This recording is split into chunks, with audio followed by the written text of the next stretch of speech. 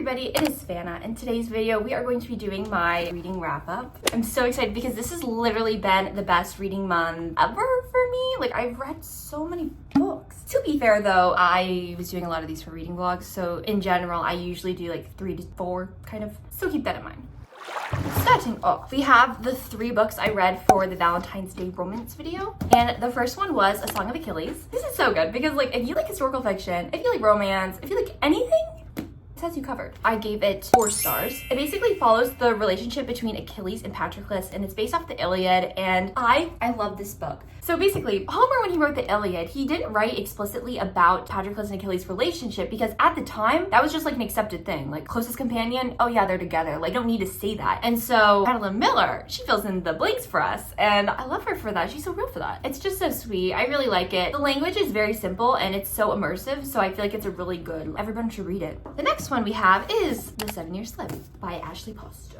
This is a time traveling romance, sort of. Basically, she inherits an apartment after her aunt passes away, and then she's go back into the past, and then she meets this guy, and then she sees him in the present, and it's like kind of going back and forth, but like for her it's the present, but for him it's the past, and there's like a 7-year gap, hence the name. So that's kind of how it is. I give this one 2 stars.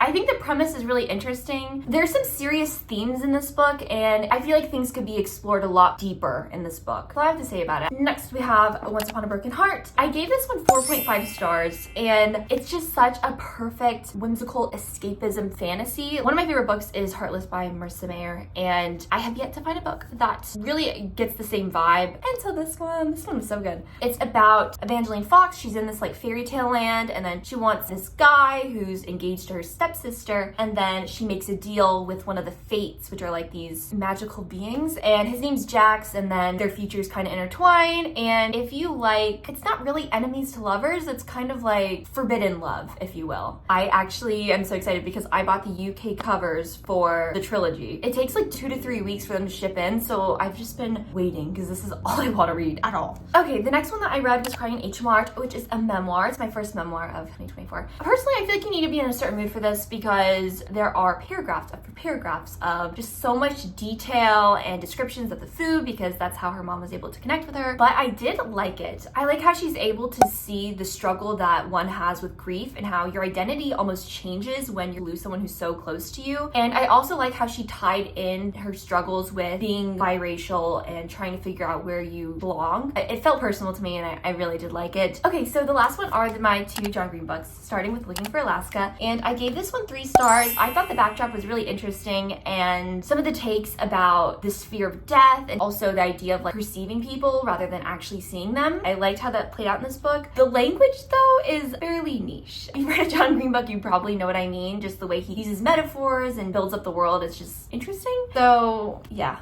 it was good. Yeah.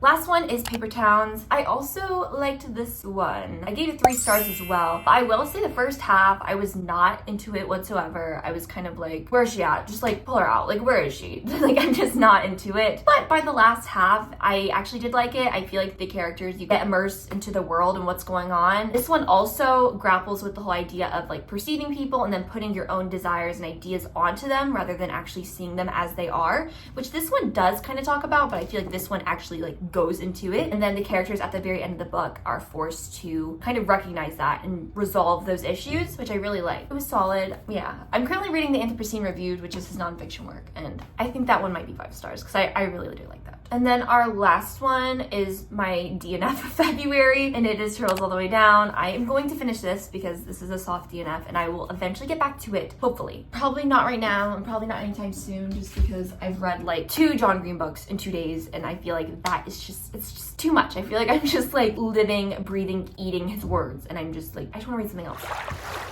Those are all the books that I read in February, and it was good. I feel like it was a pretty solid month of reading, I guess. I will see you next time in next week's video, where hopefully, we're gonna be doing the TBR prompt jar, which I've never done before. I'm a mood reader, so like having to pick out my TBR for the month is just not something that I've ever done before. But I kind of want to try it out. I feel like that'd be really fun. So I will see you next time. Should I include this? I think I'll include it. Here we go again. Okay, so. Ooh.